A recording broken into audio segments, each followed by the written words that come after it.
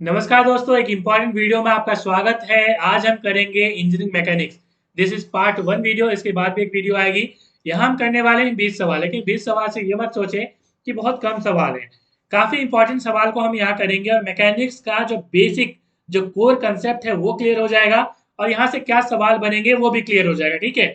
और इस नंबर पे आप मुझे मैसेज करके आप मुझसे नोट्स प्राप्त कर सकते हैं मैकेनिकल, इलेक्ट्रिकल, सिविल तीनों की। मगर जेएसएससी जे जनरल इंजीनियरिंग का जो पार्ट है उसकी आप पूरी कंप्लीट पीडीएफ मुझसे प्राप्त कर सकते हैं। इसमें एमसीक्यूज भी रहेगा, साथ ही साथ इसमें आपको थ्योरी पोर्शन भी रहेगा। मगर थ्योरी पोर्शन जहां पे जरूरत नहीं है वहां पे नहीं रहेगी। जैसे यहाँ पे पहला सवाल है, ऐसा यूनिट ऑफ फोर्स। अब इसकी थ्योरी की क्या जरूरत है, इसकी एमसीक्यू रहेगी। एमसीक्यू तो सबकी रहेगी, मगर थ्योरी जहां जरूरत होगा वहां पे रहेगी। मैकेनिकल मैंने ऑलरेडी कवर कर लिया है पूरा। ठीक है। अब 2 चैप्टर बची हुई है, ये खत्म हो जाएगा 2-3 दिन में।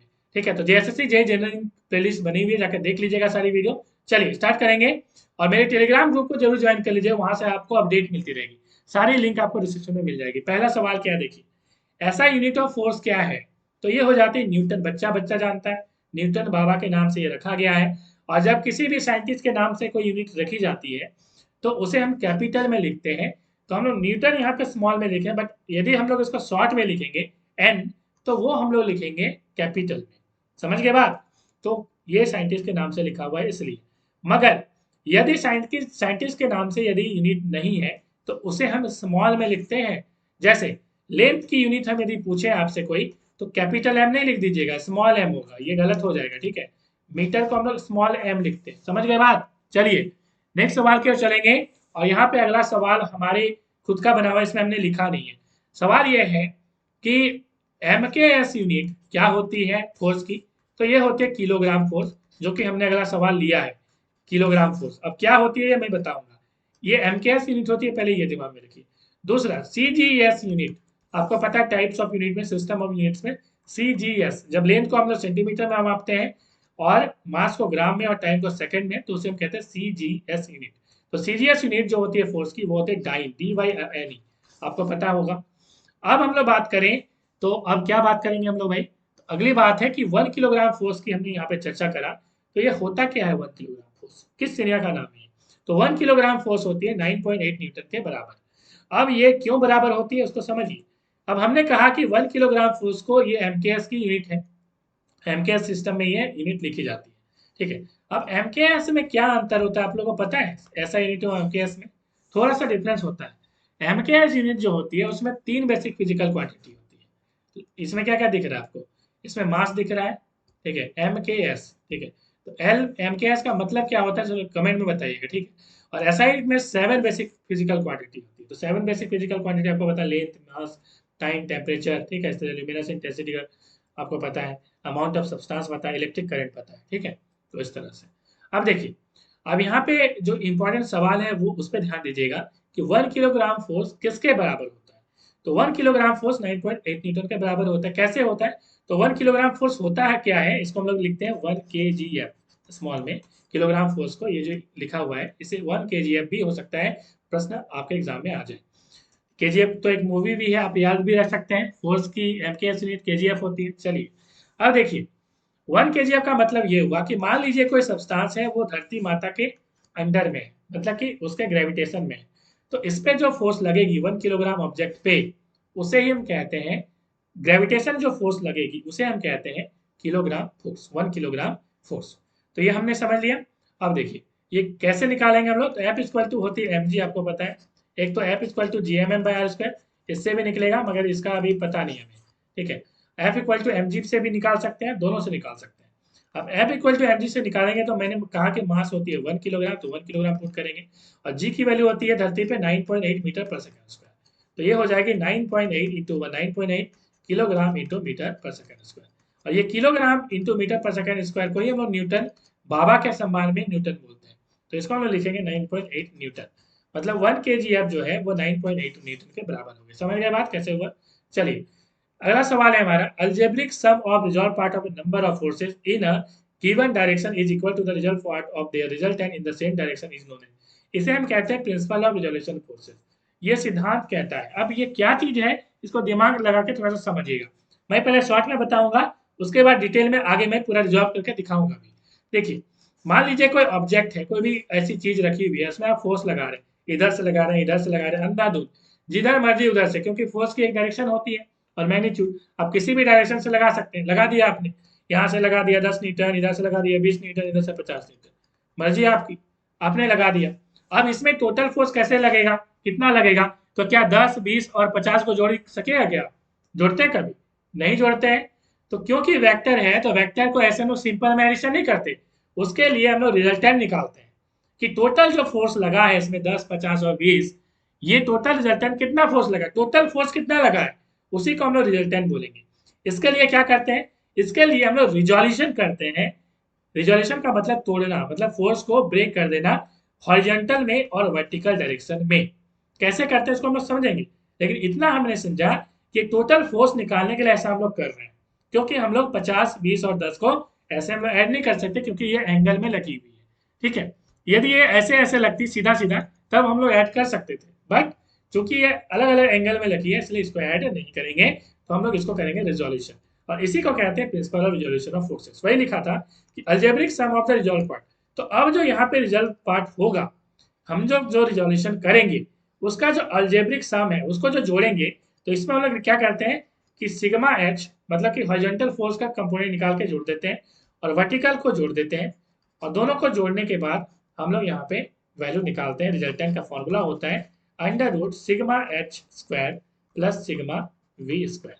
ठीक है, कैसे निकालेंगे थोड़ा सा समझिए, तब धीरे धीरे एक चीजों को हम लोग समझेंगे। ये कैसे हम लोग निकालें, कैसे हम लोग निकालेंगे, देखिए। अब मान लीजिए दो फोर्स लेते हैं ताकि आपको आसानी से समझ में आए, 3, 4 लेंगे तो आपको थोड़ा दिक्कत हो सकती है। चलिए इसको भूल जाइए, हम लोग दूसरा फोर्स लेते हैं ताकि आसानी से समझेंगे। कुछ नहीं है, फालतू वाली चीज है, बहुत आसान चीज है। आपको मान लीजिए इधर से फोर्स लग रही है 60 डिग्री, मान लीजिए इधर से और एक फोर्स लग रही है 45 डिग्री में। ठीक, अब क्या करेंगे आप, तो आप करेंगे ये कि यहाँ पे फोर्स मान लीजिए 20 न्यूटन की, हम लोग चलिए इसको P1 मान लेते हैं, इसको हम लोग मान लेते हैं P2, या इसको P मान लेते हैं, इसको मान लेते हैं Q। मान लीजिए ये दो फोर्स लग रही अलग अलग एंगल पे। ठीक है, अब यहाँ पे हम लोग क्या करें, रिजोल्यूशन निकालेंगे। कैसे निकालेंगे, तो हम लोग करेंगे क्या, पहले एक एक करके निकालते हैं। मतलब कि एक ऐसे करके फोर्स लग रही थी मान लीजिए P, तो हम लोग क्या करेंगे, इसको ऐसे करके बढ़ा देंगे, थोड़ा सा ऐसे बढ़ा देंगे। हालांकि यहाँ से भी निकाल सकते हैं आप, बट ये वाला तरीका सबसे बेस्ट होता है जो हम बता रहे हैं। तो ऐसे बढ़ा दीजिए, और इस फोर्स P का आप ऐसे करके एक हॉरिजॉन्टल में निकाल दीजिए और एक वर्टिकल में निकाल दीजिए। मतलब P को दो कंपोनेंट में तोड़ दीजिए।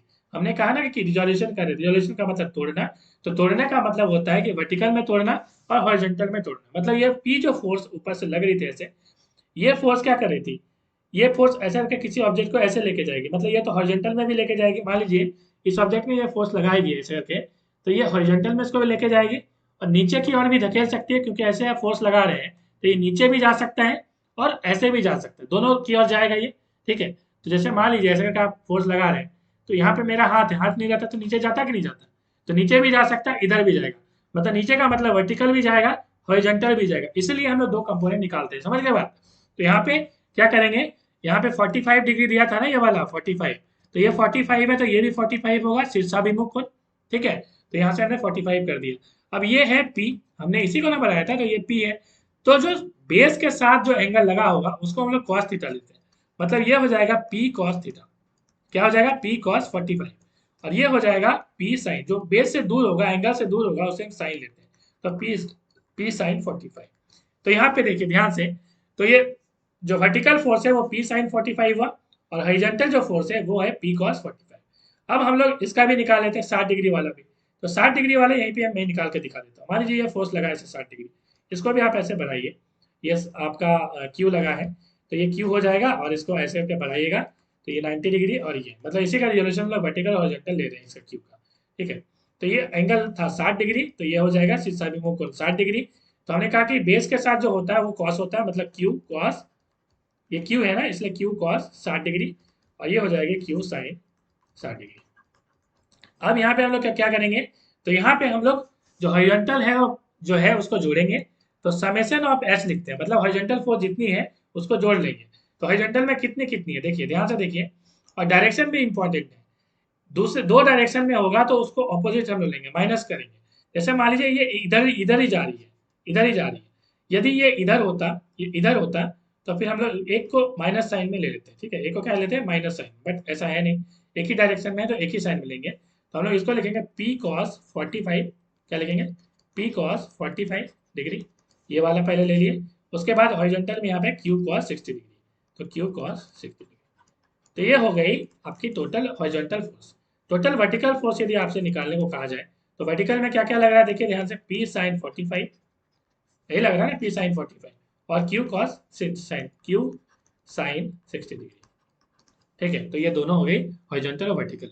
यही था, ये जो टोटल हम निकाल रहे हैं ये क्या था, टोटल फोर्स था। ठीक है, अब यहाँ पे आप कैसे रिजल्टेंट निकालेंगे, इसका फॉर्मूला क्या होगा, तो रिजल्टेंट से जुड़ा अगला सवाल है, एक दूसरे से सारा लिंक है। ठीक है, तो रिजल्टेंट आप कैसे निकालेंगे, तो रिजल्टेंट की फॉर्मूला क्या होती है, ध्यान से सुनिएगा। रिजल्टेंट की फॉर्मूला होती है, रिजल्टेंट का मतलब समझ रहे हैं, रिजल्टेंट का मतलब ये जो फोर्स आप पी और क्यू लगा रहे हैं, हम इसको ऐसे तोड़ दें, मतलब ऐड उड करके एक फोर्स निकाल दें, और उस फोर्स का जो इफेक्ट होगा वही होगा जो ये पी और क्यू अलग अलग लगाने पे होगा। ठीक है, तो यही इसे कहते हैं रिजल्टेंट फोर्स। अब देखिए यहाँ पे रिजल्टेंट फोर्स निकालने का सिंपल सा फॉर्मूला है, वर्टिकल जो हमने यहाँ पे निकाला था उसका समेशन का स्क्वायर कर दीजिए, हॉरिजॉन्टल जो फोर्स निकाला था उसका स्क्वायर कर दीजिए, दोनों का अंडर रूट कर दीजिए, यही हो जाएगा रिजल्टेंट। यही फॉर्मूला होती है, समझ गए बात। चलिए ये फॉर्मूला याद रखिएगा कि रिजल्टेंट आप ऐसे निकाल सकते हो। अब यहाँ पे एक सवाल है, आप एंगल कैसे निकालोगे, क्योंकि ये तो मैग्नीट्यूड निकल गया, लेकिन वेक्टर है, फोर्स एक वेक्टर है, और यहाँ पे इसका मैग्नीट्यूड आप कैसे निकालोगे, तो टेन थीटा का फॉर्मूला होता है sigma V by sigma Y. ठीक है, सिग्मा वाई का मतलब सिग्मा एच हो गया यहाँ पे हॉरिजॉन्टल। ठीक है, तो यहाँ पे इन चीजों को ध्यान रखिएगा। अब देखिए यहाँ पे ये काफी इंपॉर्टेंट है अगला सवाल, रिजल्टेंट ऑफ टू फोर्सेस। ठीक है, इसको यदि हम आप डिलीट कर दें तो रिजल्टेंट ऑफ क्या बोला है, रिजल्टेंट ऑफ, ध्यान से देखिए, रिजल्टेंट ऑफ टू फोर्सेस। ठीक है, P and Q acting at an angle theta is, तो दो फोर्स लग रहा है और दोनों फोर्स किस एंगल पे लग रहा है, थीटा एंगल पे। ठीक है, मतलब ऐसे फोर्स लग रहा है एक ऐसे, और एक फोर्स ऐसे लग रहा है, मान लीजिए एक फोर्स पी है और दूसरा फोर्स क्यू है, वही बोला है, और दोनों का एंगल है थीटा, इस तरह से लग रहा है। अब बोल रहा है कि यहाँ पे रिजल्टेंट फोर्स क्या होगा, तो रिजल्टेंट फोर्स हो जाएगा under root P square plus Q square plus 2pq cos theta. ठीक है, तो मैंने इसको पूरा बना भी दिया यहाँ पे। ठीक है, आंसर 3 हो जाएगा। अब मैंने पूरा बना दिया, मैंने सोचा कि पूरा लाइव बता दूं, लेकिन कई बच्चों को दिक्कत हो जाती है पीडीएफ में, इसलिए मैंने पूरा सॉल्व करके दिखा दिया। देखिए स्टेप 1 में हम लोग क्या करेंगे, ये वाला स्टेप 1 देखिए, ये वाला तो हमने समझ लिया, ये प्रश्न दिया था पी और क्यू जिसके बीच का एंगल थीटा था। उसके बाद हम क्या करेंगे, हमें इसको ब्रेक करना पड़ेगा कंपोनेंट में। कंपोनेंट में ब्रेक करेंगे तो क्यू जो आप कंपोनेंट में ब्रेक करेंगे, यहाँ भी कर सकते हैं इस तरह से। ठीक है, तो ये थीटा हो जाएगा। ठीक है, तो ये हो जाएगा क्यू कॉस थीटा, और ये हो जाएगा क्यू साइन थीटा। क्यों हो गया, क्योंकि ये बेस के साथ जो जुड़ा होता है वो कॉस होता है, तो वही हमने यहाँ पे देखिए किया है, इसको हमने नीचे कर दिया, यहाँ पे नहीं करके हमने यहाँ पे ही ले लिया ये वाला। ठीक है, इसका ऐसे का ब्रेक करेंगे तो एक हॉरिजॉन्टल में ब्रेक होगा और एक ऐसे वर्टिकल में होगा। ठीक है, तो इस तरह से ये क्यू कॉस थीटा हो गया क्योंकि थीटा के साथ लगा हुआ है, और ये क्यू साइन थीटा हो गया। समझ गए बात, चलिए इतना तो हमें क्लियर हो गया। अब हमें करना क्या होगा, हॉरिजॉन्टल फोर्स निकालना पड़ेगा, टोटल कितना हो रहा है। तो हॉरिजॉन्टल में कौन कौन सा लग रहा है, तो क्यू कॉस थीटा लग रहा है, दूसरा पी लग रहा था इधर, देखिए ध्यान से दोनों का एक डायरेक्शन है, तो दोनों को P plus Q cos theta add कर दिए। वर्टिकल में क्या लग रहा है, सिर्फ और सिर्फ क्यू साइन थीटा लग रहा है, तो वही हमने लिख दिया। उसके बाद दोनों का स्क्वायर करेंगे। ठीक है, तो स्क्वायर करेंगे तो P plus Q cos theta का whole square plus Q sine theta का स्क्वायर, इसी का स्क्वायर होगा। तो ए प्लस बी का होल स्क्वायर तोड़ेंगे, square plus B square plus 2ab, और इसको तोड़ देंगे, तो इस तरह से आप निकाल सकते हो। और cos square plus sine square theta हमने यहाँ से कॉमन ले लिया दोनों में, इन दोनों में, और कॉमन लेने से क्या हो जाएगा, 1 हो जाता है इसका value, sine square plus cos square equal to 1 होता है। तो यहाँ से इस तरह से आप निकालेंगे तो आपका फॉर्मूला ये निकल जाएगा जो कि यहाँ पे दिया गया था, तो हमने प्रूफ कर दिया। चलिए नेक्स्ट सवाल हमारा क्या है, resultant of two forces P and Q, दो फोर्स लग रहा है पी एंड क्यू। ठीक है, यहाँ पे क्या बोल रहा है कि ये स्ट्रेट लाइन में लग रहा है, ऐसे नहीं लग रहा है, ये कैसे लग रहा है, स्ट्रेट लाइन में, और दोनों अपोजिट है एक दूसरे के, पी और क्यू, और बोला गया कि P is greater than Q, P का वैल्यू ज्यादा है।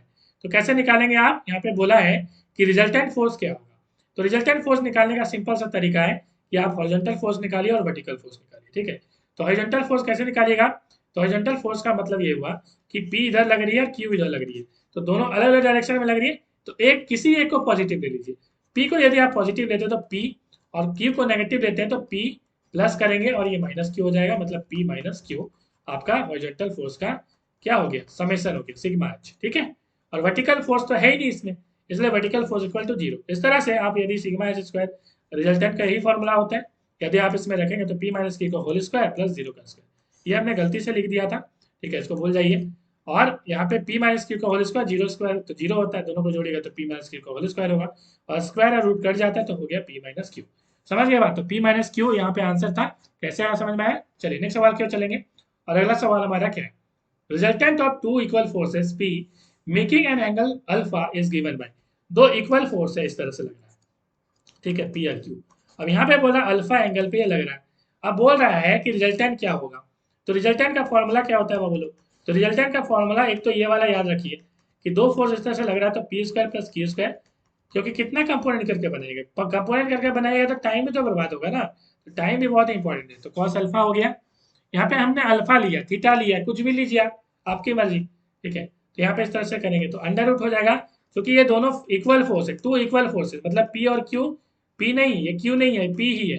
तो ये पी के जगह क्यू के जगह पी लिखिए, ठीक है। तो इसको हो जाएगा two P square plus two P square, और यदि आपको शायद नहीं दिख रहा हो तो आगे ऊपर कर दो, प्लस हो जाएगा पी, और यहाँ पे क्या हो जाएगा, पी हो जाएगा, क्यों?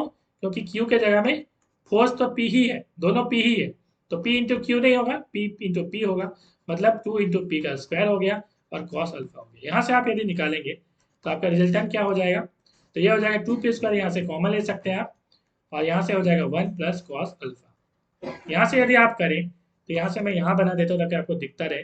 तो रिजल्टेंट इक्वल टू क्या हो जाएगा, तो टू पी स्क्वायर और वन प्लस कॉस थीटा का होता है two cos square alpha by two, आपको पता होगा ये formula. One plus cos theta का ये फॉर्मूला होता है two cos square theta by two. तो यहाँ से आप यदि निकालेंगे तो एक two P square, two into two four हो गया, और पी स्क्वायर हो गया, और ये हो गया cos alpha square alpha by to. यहाँ से यदि आप निकालेंगे तो फोर का रूट निकालेंगे तो टू हो जाएगा, और पी स्क्वायर का निकालेंगे तो पी हो जाएगा, और ये कॉस स्क्वायर अल्फा का निकालेंगे तो कॉस अल्फा, मतलब रूट निकाल रहे हैं। तो two P cos alpha by two कैसे हुआ समझ में आ रहा है? चलिए ऑप्शन सीधा राइट आंसर। तो आई होप समझ गए होंगे। तो चलिए, वीडियो पसंद आई होगी तो प्लीज लाइक कर दीजिए, देखिए यहाँ पे मैंने बना दिया आपके लिए, ठीक है। चलिए अगला सवाल है यहाँ पे, रिजल्टेंट ऑफ टू फोर्स, दोनों पी और क्यू दो फोर्स लग रहा है, इक्वल फोर्स लग रहा है शायद। Resultant of two force each equal, मतलब दो फोर्स है, दो पी और पी है, दोनों 90 डिग्री पे लग रहा है, तो रिजल्टेंट फोर्स क्या होगा, फालतू क्वेश्चन है। ये क्या हो जाएगा, P square plus two P into P, क्योंकि पी क्यू कॉस थीटा होता है, कॉस थीटा की जगह में 90 डिग्री पुट कीजिए क्योंकि दोनों के बीच का एंगल है 90 डिग्री। तो P square plus P square, two P square plus two P square, और कॉस 90 का वैल्यू जीरो होता है, तो ये जीरो खत्म हो जाएगा, तो टू पी स्क्वायर का रूट हो जाएगा। यहाँ से आप यदि निकालेंगे तो अंडर रूट पी स्क्वायर का रूट निकालेंगे तो पी होगा, अंडर रूट पी हो गया। चलिए समझ गए बात। चलिए नेक्स्ट सवाल क्यों चलेंगे। चलिए अगला सवाल है हमारा, the angle between two forces when the resultant in maximum and minimum are. अब यहाँ पे पूछा कि एंगल क्या होगा, किस एंगल पे एक रिजल्टेंट फोर्स जो है वो मैक्सिमम और मिनिमम होता है, ठीक है। तो यहाँ पे हमने पूरा निकाल दिया है थीटा होता है, और ये 180 डिग्री, थीटा में ये क्या होगी, मैक्सिमम होगी, सॉरी थीटा का मतलब थीटा नहीं, 0 डिग्री में मैक्सिमम होगी, 180 डिग्री में मिनिमम होगी। क्यों होगी भाई, तो सिंपल सी बात है भाई, रिजल्टेंट का फॉर्मूला ये होता है, यहाँ पे पुट करके देख लीजिए किसमें ज्यादा होगा। 0 डिग्री यदि आप पुट करेंगे यहाँ पे तो इसकी वैल्यू कितनी आएगी, देख लीजिए यहाँ पे मिनी मैक्सिमम आएगी इतनी, ठीक है। और यदि आप इसमें 180 डिग्री पुट करते हैं तो इतनी आएगी। तो यहाँ पे प्लस की जगह माइनस है, मतलब जो वैल्यू है उसमें माइनस ना हो रहा है, मतलब कमेगा कि नहीं कमेगा। इसका मतलब 0 डिग्री में मैक्सिमम होगा, 180 डिग्री में मिनिमम होता है, क्योंकि कॉस 180 का वैल्यू होता है -1।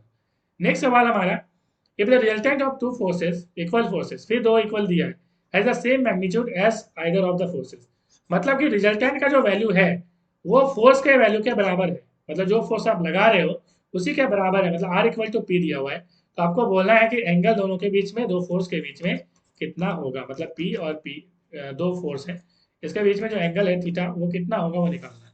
तो हमें पता है कि रिजल्टेंट का फॉर्मूला होता है P square plus Q square plus two P Q cos theta. तो हमने दोनों का फोर्स पीपी है तो पीपी पुट करेंगे, तो इस तरह से आप यदि पुट करेंगे तो टू पी स्क्वायर होगा, और यहाँ पे टू पी स्क्वायर कॉमन होगा तो वन प्लस, यहाँ पे वन दोनों में कॉमन टू पी स्क्वायर है तो कॉमन ले लिया, तो ये बचा one plus cos theta. One plus cos theta का वैल्यू होता है two cos square theta by two, हमने अभी देखा था।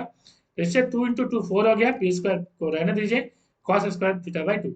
यहाँ से फोर को आप निकालेगा रूट, तो फोर का रूट होता है टू, और पी स्क्वायर का क्या होता है, तो पी स्क्वायर का होता है रूट पी, और कॉस स्क्वायर थीटा का कॉस थीटा बाई टू। तो इस तरह से आपने क्या निकाला, two P cos theta by two, ये निकल गया क्या, रिजल्टेंट। बट यहाँ पे हमें क्या निकालना था, एंगल निकालना था। कैसे निकालेंगे, तो दिया था कि रिजल्टेंट जो है वो फोर्स के बराबर है, जितना फोर्स लगा ना उसी के बराबर, तो रिजल्टेंट हो गया इतना, और फोर्स हो गया P, तो पी काट दीजिए, यहाँ से आप निकालिएगा तो आपका 120 डिग्री निकलेगा। समझ गए बात? चलिए नेक्स्ट सवाल क्या चलेंगे। अगला सवाल है कनकरेंट फोर्स किसे कहते हैं। तो कनकरेंट फोर्स का मतलब है कि जो एक पॉइंट में जाता हो, एक पॉइंट में लगता हो। ऐसे हम यहाँ पे पिक्चर भी हमने दिखा दिया, अलग अलग फोर्स है, एक पॉइंट में यदि लग रहा है उसको बोलते हैं कनकरेंट फोर्स। तो यहाँ पे वही हो जाएगा answer B number, meet at one point. जो फोर्स मीट करता है एक पॉइंट में उसे कनकरेंट फोर्स कहते हैं। अगला सवाल हमारा the force which meet at one point मतलब कनकरेंट फोर्स। आगे क्या बोला, and their line of action. और लाइन ऑफ एक्शन मतलब समझते हैं, मान लीजिए फोर्स ऐसे लग रहा है तो this is the line of action. यहाँ पे बोला है कि their line of action also lie on the same plane. यदि उसकी लाइन ऑफ एक्शन जो है सेम प्लेन में हो और एक पॉइंट में भी आ रही है तो उसे हम कहते हैं, देखिए जब कोई फोर्स एक पॉइंट में जा रही हो, जैसा कि हमने ऊपर दिखाया था, इसे कहते हैं कंकरेंट फोर्स। और जब एक फोर्स एक प्लेन में जो है ऐसे जाती हो एक प्लेन में, तो उसे कहते हैं को प्लेनर फोर्सेस। मतलब एक प्लेन है मान लीजिए, उसमें सारी फोर्स है, तो उसे कहेंगे को प्लेनर फोर्सेस। और फोर्स जो है वो क्या करेगा, एक पॉइंट में आ रहा है, उसे कहते हैं कंकरेंट फोर्स। समझ के बाद, तो यहाँ पे कोप्लेनर फोर्स है, यहाँ पे बोला है कि दोनों का यह मिक्सअप है, मतलब यह खिचड़ी हो गया। खिचड़ी का मतलब है कि एक दो बहुत सारा फोर्स है इसमें। इसमें कुछ फोर्स क्या कर रहा है, वह एक पॉइंट में मीट कर रहा है, और कुछ फोर्स बोल रहा है कि एक प्लेन में ही है। The line of action also lie on the same plane. ठीक है, तो सेम प्लेन में यदि होगा तो कोप्लेनर होगा, और एक पॉइंट में होगा तो कॉन्करेंट होगा। इसका मतलब दोनों का मिक्सअप क्या हो जाएगा, कनकरेंट कोप्लेनर। तो यहाँ पर सही आंसर हो जाएगा कोप्लेनर कनकरेंट फोर्सेस। समझ के बाद नेक्स्ट सवाल की ओर चलेंगे। अगला सवाल हमारा, तो कोप्लेनर कनकरेंट यहाँ पे मैंने दिखा दिया। नेक्स्ट सवाल हमारा, the forces we do not meet at one point. एक पॉइंट में मीट नहीं कर रहा, मतलब ऐसे ऐसे जो मीट कर रहा था वो नहीं कर रहा था, मतलब non current concurrent force. Meet करने का मतलब है कनकरेंट फोर्स, और ना मिले तो नन करेंट जो है नन कनकरेंट फोर्सेस। मगर अभी और भी बाकी है मेरे दोस्त। अगला क्या बोला देखिए, but they line of action lie on the same plane. Line of action जो है वो एक प्लेन में लाई करता है, मतलब कोप्लेनर है, मतलब कोप्लेनर नन करेंट फोर्सेस। तो यहाँ पे option C coplanar non concurrent forces हो गया। नेक्स्ट सवाल हमारा क्या है, देखिए यहाँ पे मैंने दिखा दिया पिक्चर। ठीक है, नेक्स्ट सवाल हमारा, the forces which meet at one point. एक फोर्स है जो एक पॉइंट में जाता है, but their line of action do not. देखिए एक फोर्स में यदि मीट कर रहा है तो उसे कहते हैं कंकरेंट। साथ में क्या लिखा है, but their line of action do not lie on the same plane, मतलब नन को प्लेनर फोर्सेज। एक प्लेन में नहीं जा रहा मतलब नन को प्लेनर, मतलब यहाँ पे कंकरेंट और नन को प्लेनर किसमें दिया है, देखिए ऑप्शन बी में। नेक्स्ट सवाल हमारा, the forces we do not meet at one point मतलब non concurrent force, and their line of action do not lie मतलब नन कंकरेंट नन कोप्लेनर। समझ गए बात, समझ गए। चलिए नेक्स्ट सवाल क्या चलेंगे। अगला सवाल हमारा क्या, according to Lami theorem. Lami जो है बहुत अच्छा साइन जो है उन्होंने दिया था, और उन्होंने जो एक यहाँ पे लॉ दिया था, उन्होंने कहा था कि if three forces acting at one point, तीन फोर्स यदि काम कर रही है इस तरह से, तो क्या हो जाएगा, that force is proportional to the sine of angle between the two. ठीक है, तो फोर्स जो है प्रोपोर्शन हो जाएगा बाकी जो दो फोर्स हैं उनके बीच का जो एंगल है उसके प्रोपोर्शन हो जाएगा साइन एंगल के। तो इससे जो है लैमी थ्योरम से एक बहुत इंपॉर्टेंट थ्योरम निकल के आता है, मतलब फॉर्मूला, कि ए बाई मतलब ए कोई फोर्स है, मान लीजिए ए कोई फोर्स है, तो ए फोर्स आपको यदि निकालना तो ए बाई आपको क्या करना होगा, ए बाई साइन लिखना होगा। और मैंने कहा कि इस फोर्स को छोड़ देना, तो इस फोर्स को छोड़ देने का मतलब है सी और बी फोर्स है, मगर ये तीन में ही काम करेगा लैमी, इतना भी ध्यान रखिएगा। तो यहाँ पे बी और सी है, तो बी और सी है तो दोनों के बीच में कितना एंगल है, अल्फा है, इसलिए हमने लिखा ए बाई साइन अल्फा। चलिए अब बी को पकड़िए, बी हमने पकड़ा, तो आप बी को भूल जाइए, सी और ए लीजिए, ए और सी के बीच में कितना है, बीटा एंगल, तो हमने लिया बीटा एंगल साइन बीटा। उसके बाद सी लीजिए, और जो है ए और बी को, सी को छोड़ दीजिए और ए बी को लीजिए, ए और बी के एंगल कितना है बीच में, वाई, गामा, तो हमने गामा लिख दिया साइन। समझ गए, इसे ही कहते हैं लैमी थ्योरम। तो लैमी थ्योरम जो है बहुत खूबसूरत थ्योरम है, बड़े बड़े न्यूमेरिकल बहुत चुटकी में। ठीक है, मेरे जमाने में इससे मैं बहुत ज्यादा न्यूमेरिकल्स बनाता था। ठीक है, तो कैसे बनाता था देखिए ध्यान से, देखिए न्यूमेरिकल बनाने के सेम थ्योरी, मतलब एक ही न्यूमेरिकल को बहुत तरीके हैं। जैसे मान लीजिए हमने बोला कि यहाँ पे 20 न्यूटन का फोर्स है या 40 न्यूटन का फोर्स है और 60 न्यूटन का फोर्स है, और मैंने बोल दिया कि भाई ये वाला एंगल जो है वो 60 डिग्री है, ये वाला एंगल जो है वो कितना है 120 डिग्री है। ठीक है, इस तरह से। और हमने बोला थोड़ा सा आसान वाला लेते हैं ताकि आपको आसानी से समझ में आए, ज़्यादा कंसेप्ट ये कर देंगे तो घिच पिच हो जाएगा। ध्यान से समझिए, और आराम से बना सकते हैं टफ वाला भी, कोई दिक्कत नहीं। मान लीजिए तीन फोर्स ऐसे है, और एक के एंगल 60 डिग्री है, दूसरा का एंगल 90 डिग्री है, और तीसरा का एंगल कितना बचा, 60 90 कितना हो गया, 60 90 हो गया 150, और कितना होना चाहिए 360 टोटल होना चाहिए, तो 360 150 घटा दीजिए, तो जीरो जीरो खत्म, समय 5 गया 1 3 में 210 डिग्री। तो ये हो गया 210 डिग्री। ठीक है, अब यहाँ पे आपको निकालना, मान लीजिए ये वाला फोर्स 10 न्यूटन है और ये वाला फोर्स 20 न्यूटन है, और आपको बोल दे कि भाई ये वाला फोर्स P जो है वो कितना होगा, तो इससे इस नियमित थ्योरम से आप चुटकियों में बना सकते हैं। कैसे? आपको ये फॉर्मूला का यूज करना है। आपको लिखना है पहले 10 न्यूटन और 10 के नीचे लिखिए साइन। ठीक है, और हमने क्या कहा था, एक फोर्स को लीजिएगा तो उसको भूल जाइए, तो 10 को हमें भूल जाए थे। ठीक है, तो बाकी जो फोर्स लग रहा है वो क्या लग रहा है, 20 न्यूटन और P। तो 20 और P लग रहा है, दोनों के बीच में एंगल कितना है, 210। यहाँ पे दो, यहाँ पे लिखेंगे साइन 210 डिग्री। ठीक है, साइन 210। उसके बाद आप लीजिए दूसरा वाला 20 न्यूटन, किसी को भी आप लीजिए। 20 को जब लीजिएगा तो 20 वाला भूल जाइए, बाकी बचता है 10 और P। तो 10 और P के बीच में कितना एंगल है, 60 डिग्री, तो यहाँ पे लिखेंगे साइन 60 डिग्री। उसके बाद फिर इक्वल देंगे, बचा कौन सा, 10 20 हो गया, बाकी बचा P। तो P बाई क्या करेंगे, साइन। और P, और देखिए P जब आपने लिया है तो P को भूल जाइए, बचा क्या, 20 और 10 दोनों के बीच में है 90 डिग्री। यहाँ पे हमने लिखा है साइन 90। तो इस तरह से आप यदि देखेंगे तो आप अब क्या कर सकते हैं, यहाँ पे आप कंपैरिजन कर सकते हैं, 10 बाई साइन 120 डिग्री। ठीक है, इक्वल टू आप लिख सकते हैं P बाई, मतलब कंपैरिजन करके बनाइए, किसी को भी किसी के साथ, इसको इसके साथ या इसको इसके साथ कंपैरिजन करके बनाइए। ये हो जाएगा P साइन 90। साइन 90 का वैल्यू होता है 1, साइन 0 का 0 होता है, साइन 90 का 1 होता है। तो P by 1 equal to 10 by sine 120 degree हो गया। अब इसको यदि आप आगे सॉल्व करेंगे तो ये हो जाएगा P into sine 120 cross multiplication करेंगे तो ये 10 हो जाएगा, 10 इंटू 1 10, और ये हो जाएगा P। मैं आगे यहाँ पे बता देता हूँ। ठीक है, यहाँ पे तो ये क्या हो जाएगा, P equal to 10 by sine 120। ठीक है, तो यहाँ पे आप यदि निकालना चाहेंगे तो 10 बाई साइन 120 का वैल्यू कितना होता है, कैसे निकालेंगे, तो इसको करेंगे 90 इंटू 1 प्लस 30। ये निकालने का बहुत जबरदस्त तरीका है। ठीक है, जितना होगा 90 का मल्टीपल में देखिए आप, 90 इंटू 2 करेंगे तो काम तो चलेगा नहीं, 180 हो जाएगा, इसलिए 90 इंटू हम 1 करेंगे। तो 90 इंटू 1 किए तो 90 हो गया, और यहाँ पे कितना बचा 120 में, 90 प्लस 30 120, इसलिए 90 प्लस 30 हमने लिया। और जब ये यहाँ पे ऑड आएगा तो आपको ये साइन को कन्वर्ट नहीं, चेंज करना पड़ेगा।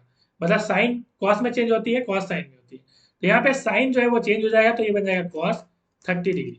मतलब ये कॉस 30 डिग्री होगा। अब यहाँ पे थोड़ा सा एंगल आपको देख लेना है कि ये जो, मतलब कि क्वाड्रेंट जो होता है, इसमें ऑल पॉजिटिव होता है पहला क्वाड्रेंट में, दूसरा में साइन होता है, और तीसरा और चौथा में क्या होता है, थोड़ा कमेंट करके बताइएगा। ठीक है, अब यहाँ पे सेकंड क्वाड्रेंट 120 डिग्री किस में लाई करेगा, 0 से 0 डिग्री, यहाँ पे 90 डिग्री तक जो है ऑल, मतलब कि पहला क्वाड्रेंट में, 90 से 180 तक किस क्वाड्रेंट में, तो ये सेकंड क्वाड्रेंट में। तो 120 डिग्री 90 से 120 के बीच में है, मतलब 90 से 180 के बीच में 120 डिग्री यहीं पे कहीं पे होगी, मतलब सेकंड क्वाड्रेंट में। और सेकंड क्वाड्रेंट में साइन पॉजिटिव होता है, और हमारा क्या था, साइन ही था, इसका मतलब ये पॉजिटिव ही होगा, इसका मतलब साइन यहाँ पे cos 30 का वैल्यू प्लस में ही आएगा। cos 30 का वैल्यू होता है कितना, √3/2 होता है ना, तो √3/2 आप यहाँ पे पुट करेंगे।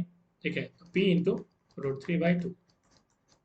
ठीक है, तो इस तरह से चीज़ों को बनाइए, कोई मतलब कि दिक्कत नहीं होगी। तो इस तरह से आप इसको 10 से यहाँ पे ये करिए, और इसको आगे बनाएंगे तो P इक्वल टू, ठीक है, ये 10, और ये √3/2 इधर आएगा तो 2/√3 यहाँ पे। ठीक, इसको सॉल्व करिए तो P का वैल्यू निकल जाएगा। समझ गए बात?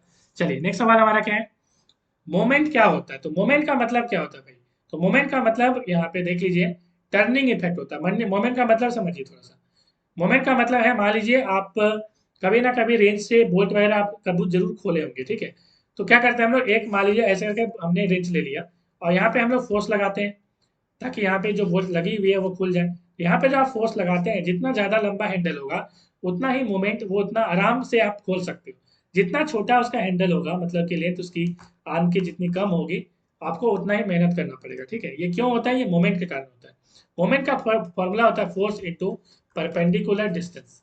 ठीक है, परपेंडिकुलर डिस्टेंस का मतलब है जहां से घूम रही है वहां से परपेंडिकुलर डिस्टेंस। तो यहाँ पे फोर्स से परपेंडिकुलर डिस्टेंस आप निकालेंगे, मान लीजिए ये आर है, तो एफ इंटू आर, ये हो जाएगी मोमेंट, यही है मोमेंट। तो this is a turning effect, ये क्या है, टर्निंग इफेक्ट है ये। दूसरा is equal to the product of force acting on the body and the perpendicular distance, वही हमने कहा ना कि force into perpendicular distance are. ठीक है, तो ये भी सही है। Is equal to the twice the area of triangle whose base is the line of, ये भी सही है। ठीक है, तो चारों सही हो जाएगा यहाँ पे। अगला सवाल हमारा क्या है, if a number of coplanar forces acting at a point be in equilibrium, the sum of clockwise moment will be blank the sum of anti-clockwise moment। देखिए, मान लीजिए एक ऐसे फोर्स लग रही है 10 न्यूटन की, और एक फोर्स ऐसे लग रही है 20 न्यूटन की। ठीक है। तो if number of coplanar force, मान लीजिए एक प्लेन में है, acting at a point in equilibrium, the sum of clockwise movement, ठीक है, एक पॉइंट में यदि आप लगाते हैं तो भी, ठीक है, एक पॉइंट में भी लगाते हैं तो एंटी क्लॉकवाइज जो मूवमेंट होता है, ठीक है, मतलब कि ये मान लीजिए इसको ऐसे घुमा रहा है क्लॉकवाइज में, तो क्लॉकवाइज में जो मूवमेंट होगा वो एंटी क्लॉकवाइज में जो मूवमेंट होगा दोनों इक्वल होगा। तो सम आप टोटल कैसे निकालेंगे, सम ऑफ टोटल जितना भी एंटी क्लॉक है, मान लीजिए एक फोर्स यहाँ लग रहा है, एक फोर्स यहाँ लग रहा है, इस तरह से आप मोमेंट निकाल लीजिए। तो क्लॉक वाइज में पहले निकालिए और एंटी क्लॉक में निकालिए, दोनों को आप सम करके इक्वल करिएगा, ठीक है। मतलब sum of anti clock wise moment equal to sum of clock wise moment, यही है आपका इक्वल टू। तो यही वाला आंसर हो जाएगा। अगला सवाल है, वेरिंगटन थ्योरम क्या है? इसे हम लॉ ऑफ मोमेंट कहते हैं, क्योंकि मोमेंट के बारे में इसमें बताया गया, इसलिए इसे हम लॉ ऑफ मोमेंट कहते हैं। क्या कहता है, स्टेट द पर number of coplanar forces acting on a particle is in equilibrium, then क्या होता है? तो यहाँ पे क्या हो रहा है देखिए, एक क्या चीज बोला है यहाँ पे, वेरिंगटन थ्योरम बोला है कि मोमेंट का स्टेज है फिर number of coplanar forces acting in the particle. मान लीजिए नंबर ऑफ कोप्लेनर फोर्स ऐसे में काम कर रहा है, तो क्या होगा, होगा ये, the algebraic sum of their moment about at any point is equal to the moment of resultant force about the same point. अब मान लीजिए, अब अलजेब्रिक सम आप निकाल रहे हैं किसी पॉइंट के अबाउट में, ठीक है, मोमेंट। मान लीजिए एग्जांपल के तौर पर, मान लीजिए ये कोई मतलब कि इस तरह से आप फोर्स लगा रहे हैं, मतलब कि किस में, मान लीजिए नट बोल्ट खोल रहे हैं, आपने यहाँ पे फोर्स लगाया, मन किया यहाँ से किया, यहाँ पे मान लीजिए 20 न्यूटन, मन किया नहीं हम यहाँ से करेंगे 10 न्यूटन। तो ये जो आप निकाल रहे हैं अलग अलग, तो आप क्या करेंगे, मोमेंट कैसे निकालेंगे, M1 इक्वल टू हो जाएगा 20 इंटू यहाँ से यहाँ मान लीजिए 10 मीटर, और यहाँ से यहाँ मान लीजिए 8 मीटर। तो आप पहला जो मोमेंट निकालेगा M1 वो 20 इंटू 10 लिखिएगा, और दूसरा मोमेंट जो आप निकालिएगा वो 10 इंटू यहाँ से यहाँ तक का डिस्टेंस कितना है, परपेंडिकुलर 8 है, तो 10 इंटू 8 निकालिएगा। इस तरह से आप निकालिएगा। उसके बाद अलजेब्रिक सम का मतलब है M1 प्लस M2 को आप ऐड कर दीजिएगा, तो यही हो गया अब algebraic sum of their moment. ये आप कर सकते हैं, ये किसके इक्वल होती है, ये रिजल्टेंट फोर्स के इक्वल होती है। आपका दूसरे जो है ऑप्शन था कि आप 10 न्यूटन और 20 न्यूटन जो था उसका आप पहले रिजल्टेंट निकाल लीजिए, जिससे हमने निकाला था sigma H square plus sigma B square, और उसके बाद मोमेंट निकालिए, तो दोनों इक्वल ही होगा। वही कहता है यहाँ पे वेरिंगटन थ्योरम। नेक्स्ट सवाल हमारा क्या है, principle of transmissibility of forces that states that when a force acts upon a body its effective. Principle of transmissibility क्या कहता है, ये कहता है कि मिनिमम होता है, ठीक है, फोर्स जब काम करता है इसका इफेक्ट मिनिमम होता है, कहाँ पे, सेंटर ऑफ ग्रेविटी में। सेंटर ऑफ ग्रेविटी का मतलब क्या होता है, जहाँ पे, ये देखिए, मान लीजिए कोई एक बॉडी है, हमने इसके सवाल भी लिए, चलिए सवाल कर लेंगे according to law of moment. अच्छा, नेक्स्ट सवाल हमने नेक्स्ट वीडियो में किया है उसका सवाल, ठीक है। तो सेंटर ऑफ ग्रेविटी का मतलब जहाँ पे ग्रेविटी आपकी मतलब कि रहती है, ठीक है। अगला सवाल है उसका जो सेंटर होता है, according to the law of moment if a number of coplanar forces acting on a particle equilibrium then क्या होता है? तो होगा यही कि algebraic sum of the moment about any point in their plane is zero, ठीक है। तो according to law of moment यही कहता है कि the algebraic sum of their moment about any point in the zero, ठीक है। तो अलजेब्रिक सम जब हम मोमेंट का करेंगे तो इक्वल टू हम लोग जीरो हमेशा लिखते हैं, यही कहता है ये लॉ ऑफ मोमेंट। तो मिलेंगे नेक्स्ट वीडियो में।